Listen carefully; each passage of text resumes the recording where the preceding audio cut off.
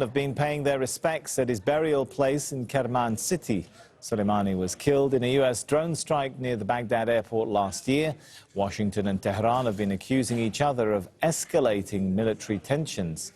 Iran's Revolutionary Guards is vowing to retaliate if provoked.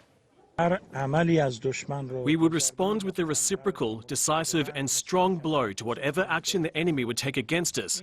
And this has been proven time and again. 1 year on, Dorsa Jabari takes a look back at the assassination.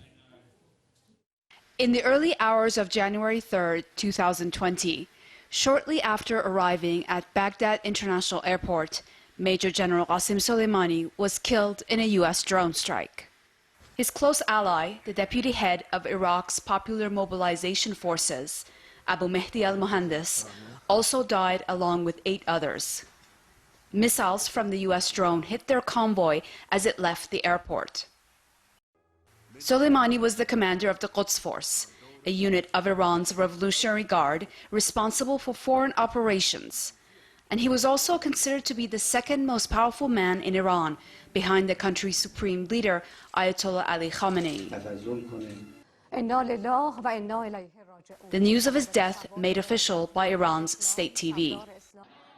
A 3-day mourning period was announced, and Iran vowed revenge, as U.S. President Donald Trump stood by his decision with this claim. Last night, at my direction, the United States military executed a flawless strike that terminated the terrorist ringleader responsible for gravely wounding and murdering thousands and thousands of people and hundreds at least of Americans. Qassem Soleimani has been killed, and his bloody rampage is now forever gone. For Ayatollah Khamenei, Soleimani was a trusted confidant, a member of his inner circle, and a friend for more than 30 years. Almost 12 months on, the commander-in-chief of Iran's armed forces says he's not done avenging Soleimani's death. Whenever it's possible, we will take revenge. We will take revenge on those who ordered Soleimani's assassination and the ones who carried out that assassination. Just hours after Soleimani's body was laid to rest in his hometown of Kerman, on January 7th, the Revolutionary Guard launched 13 missiles at the U.S. base Ain al-Assad in Iraq. No Americans were killed, but tensions increased. Iran was on high alert and accidentally shot down a Ukrainian airline passenger plane, killing all 176 people on board. While the United States said they were not seeking regime change in Iran, Trump's decision to kill Qassem Soleimani had far-reaching repercussions. Feared by his enemies inside Iran, Soleimani had for years been one of the most popular national figures in the country. The international face of Iranian resistance to American pressure, he remained largely untouched by the diminishing popularity of the country's elected government. His death prompted calls for the expulsion of U.S. troops from the Middle East by Iranian officials, as well as Iranian-backed groups in Iraq. And it's a demand which still stands a year later. Officials here called Soleimani's assassination a new chapter in the history of the Middle East.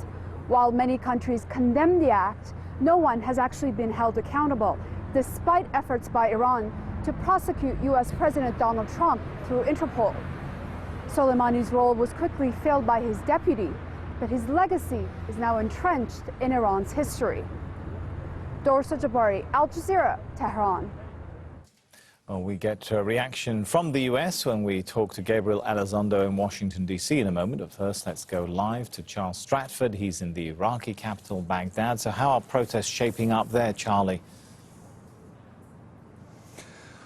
Well, certainly this evening, Sammy, what we're expecting is what's being described as a sort of a commemoration ceremony that is being organised by these pro-Iran these Iran-backed groups close to the airport, at the site, in fact, where Soleimani was assassinated last year. We're expecting some sort of ceremony. We're hearing about poetry readings and possibly a statue that is being unveiled.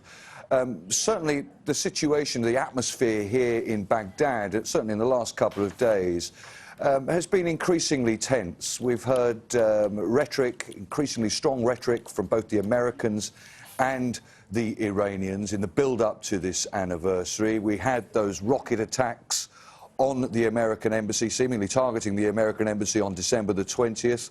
Those rocket attacks that pro-Iran groups here denied being responsible for. But then, indeed, when there were arrests made by security forces here, members of those pro-Iran groups were accusing the Prime Minister of kowtowing to American wishes too much. We've had accusations from President Donald Trump threatening serious repercussions if indeed there was any kind of escalations by the Iranians, him blaming those pro-Iran backed groups and the Iranians for those attacks. And meanwhile, on the streets, the situation is very tense amongst the people here, who, of course, have suffered years of political instability and violence, and are absolutely terrified about any kind of escalation, especially when they're suffering such dire economic circumstances as Iraq is going through during the COVID pandemic. How has the assassination of Qassem Soleimani impacted the popularity of some of these Iran-backed groups in Iraq?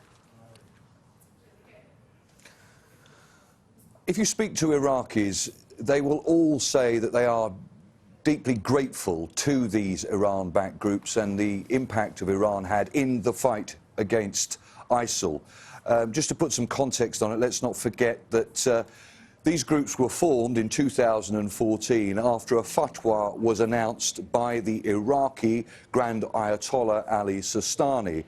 And they were very effective in that battle, acting with Iraqi security forces and coalition forces in getting a victory over ISIL. However, as time's gone on and as these groups have become more institutionalized, if you like, in 2018, under the former Prime Minister, Iraqi Prime Minister, they were made formally part of the Iraqi military. Many Iraqis here are questioning just how much influence these groups have.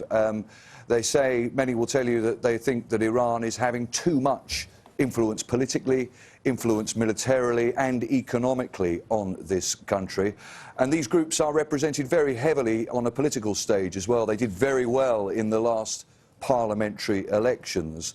So by no means do they have full support of Iraqis who are very concerned about notions of sovereignty and independence. But one thing you can say is one thing that does actually unite most Iraqis is this notion that America's presence here, America's military presence here, has to end.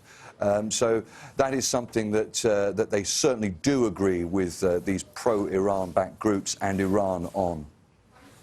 All right, thanks so much. Charles Stratford there. Let's go now to Gabriel Elizondo, who joins us live from Washington, D.C. So, Gabriel, take us through the posture that Washington is taking, particularly militarily, in the region right now. Yeah, there's always a lot of posturing when it comes to Tehran and Washington, but more so than ever. We're seeing very much mixed messages coming out of Washington after weeks of escalating the situation with Iran. Now, at the last minute, on the eve of the one-year anniversary of the assassination of Soleimani, now the U.S. apparently decides to quickly de-escalate by calling back the USS Nimitz, that huge aircraft carrier in the battle group, back to the U.S. They were there in the Gulf, and it's a sign, that aircraft carrier, of course, is a sign of U.S. military power and strength. But now, because it is being called back, it's being seen as somewhat of perhaps a de-escalation. Now, this was a move that was called by the acting Defense Secretary Christopher Miller. He was the one that initiated this. It's unclear how much of a role President Donald Trump played in this decision, but it has been reported here in the United States that General Kenneth McKenzie, who's the top commander of U.S. forces in the Middle East, was against it, that he allegedly wanted to keep the aircraft carrier there. Now, this all comes as the U.S. had been escalating the situation with Iran over previous days and months. Just in The previous days, the U.S. had sent on 3 different occasions B-52 bombers to buzz off the coast of Iran. They've also sent a Navy submarine to the Gulf, a submarine that has Tomahawk cruise missiles capable of reaching Iran. So on one side, you have the U.S. escalating the situation, but on the other side, now appearing to try to de-escalate. All right, thanks so much, Gabriel Elizondo. Well, Mohammed Marandi is a professor at the University of Tehran. He joins us live by Skype from there. Good to have you with us. So looking back on it, a year after the assassination of General Soleimani, how has it changed the dynamics of the whole region? Well, I think it has destroyed American soft power, in Iran at least. Iranians despise the United States in a way in which they didn't in the past. And polls have indicated that not only has Trump himself become more disliked among Iranians, but the United States itself as a result of his actions. But more importantly, I think for your viewers is the fact that it has destroyed American soft power in Iraq. The Americans up to last year were saying that the Iraqis hate Iran and that Iraqis despise Iran, and all the Arabic channels that were affiliated to the United States or its allies were constantly demonizing Iran. But when General Soleimani and Abu Mahdi al-Mohandes, his Iraqi counterpart in the fight against ISIS, when they were murdered by the Americans, we saw the huge funerals in Iraqi cities, just very identical to Iran, in fact. And I think that that shows the solidarity that exists between Iranians and Iraqis. So the United States has hurt itself more than anyone else. And the notion that the Americans think, for them to think that by killing a General Soleimani, no matter how competent he was and no matter how much of a hero he was to Iranians, that will somehow weaken Iran, I think is very Orientalist. Iran is a very sophisticated country. It has a sophisticated political order. It has competent military commanders and politicians. And by murdering a person, nothing changes. It's like saying that in the United States or in Europe, if someone is killed, the country will somehow be weakened. That's nonsense. Soleimani was associated with a number of conflicts in the region. Syria, I think the government, the internationally recognized government in Yemen, welcomed his assassination in a statement a year ago. He was associated with groups in Iraq. Does his assassination, has it impacted Iran's influence in some of these conflict zones? Well, I think we all know where Yemeni sentiments lie. This so-called internationally recognized government is in Riyadh. And the only reason why it's internationally recognized is because of Saudi Arabia. Otherwise, despite the genocidal attacks and the siege on people in Yemen, they failed to capture the capital of the country. The capital of the country is under the control of forces that are hostile towards the Saudi regime. So obviously, the sentiments in Yemen are as they are. In the case of Syria, I think by now we have more than Syria, enough of course, evidence. does have another side to that conflict, which is opposed, obviously, to the Houthis. But without getting too much into that, I mean, my question really is, Iran's ability to extend its influence into these theatres, has it lost something by the departure of Qassem Soleimani, who was seen as a very key figure? Well, just before I respond to that, I just want to point out that it's just recently come out through WikiLeaks, thanks to Assange, who is, of course, a political prisoner in the UK now, that Jake Sullivan, who is the incoming National Security Advisor of the United States, on February the 12th, 2012, said that in Syria, Al-Qaeda is on our side. And, of course, ISIS came out of Al-Qaeda.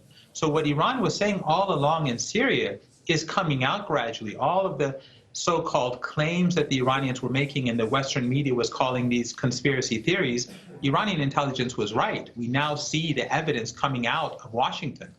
But no, I think that its position has actually been enhanced, ironically, because as I said, while General Soleimani was a very effective commander, a very popular commander in Iran, his popularity had gone through the roof. But I think the anger that the United States has created among Iranians and among allies of Iran has increased a great deal. And we've seen as Iran's antagonists in the region are struggling because of the global economic crisis and because of COVID-19, the Iranians, ironically, because of the sanctions that we've been experiencing for the last few years, the damage that COVID-19 and the global economic crisis on Iran has been much less. It's been difficult, but much less. So on the whole, I would say that the Iranian position today is much stronger than it was a year ago, ironically.